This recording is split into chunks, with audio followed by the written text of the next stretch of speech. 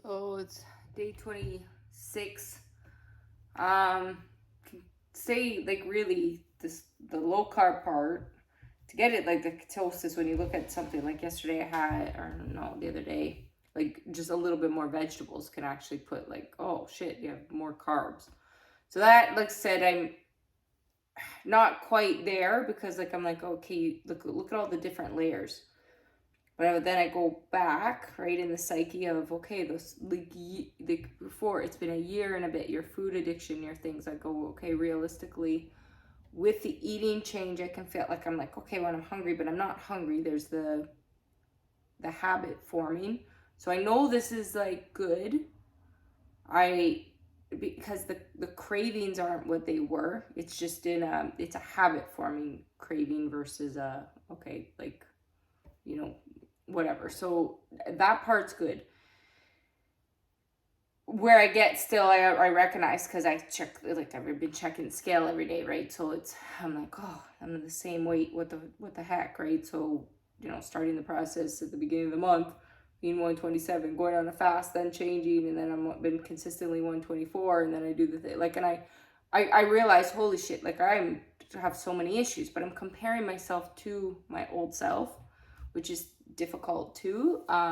Right, I also acknowledge I haven't been working out, the change it, okay, my mental health, the things that weigh on me, what I've been going, the stress, aging. But I do believe with this aging thing that you can, if you have, like, I realistically, if I was in a different environment, I didn't have the people, like the stress around me, I had my money coming in, and I was able to focus on, you know, the neck, like in a different side, like the stress levels.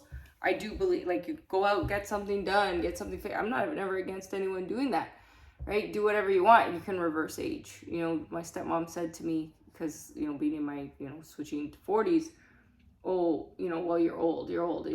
Like, if you people get, that's, no, I'm not. Like, that's a stupid thing. Like, no, I'm shit, you're dealing with this because you're old. No, because of all the stress, and accumulative stress in aging will make somebody age.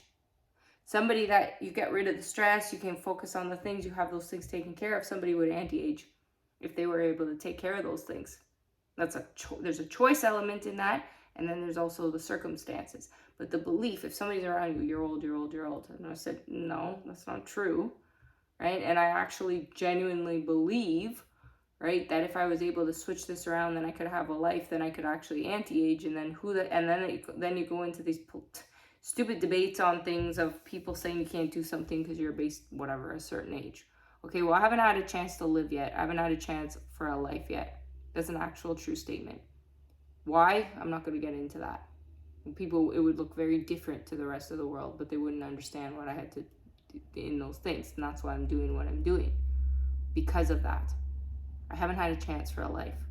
And even at our dinner, she was saying, you came to me, because I didn't live with my parents really. I visited them, and that's why this has been an extra challenge, being in this short time, because I spent my life, I lived with them for a very limited time, and I did everything I could. So even why I married my first husband, I was so angry at my father. It's stupid, but that's a whole thing because of just control and issues. And I that's why people are what they are in their minds. And I say that because I've been working so hard to prove memory and mind and the brain and the connection to mental illness and PTSD and physical illness is she said to me twice that she remembers, and on occasion I was 18 once, and another time around 22 or 23, asking her if it would be possible to have Alzheimer's or dementia, because I had no memories of my life. No memories. And she's like, I remember thinking that was weird.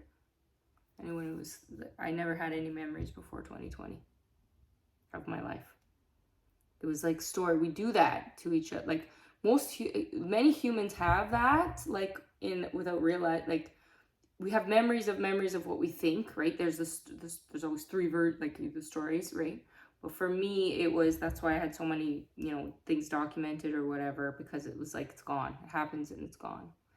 Only then I'd say, was I really there? So I really had no memory. I just knew things. Like I knew I was abused.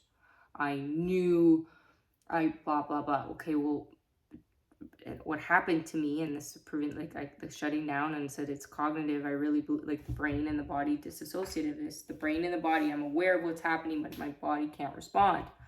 Disassociative personalities, as they say, disassociative things, except I came into my personalities. I got my memories back. But what happens when you've been through trauma? Trauma comes back in a reaction, not a memory. And that's why I don't believe there's a such thing as schizophrenia. There's a such, you can put it in that category in a sense that this person falls into this. This is their behaviors, but why? Lack of love and control.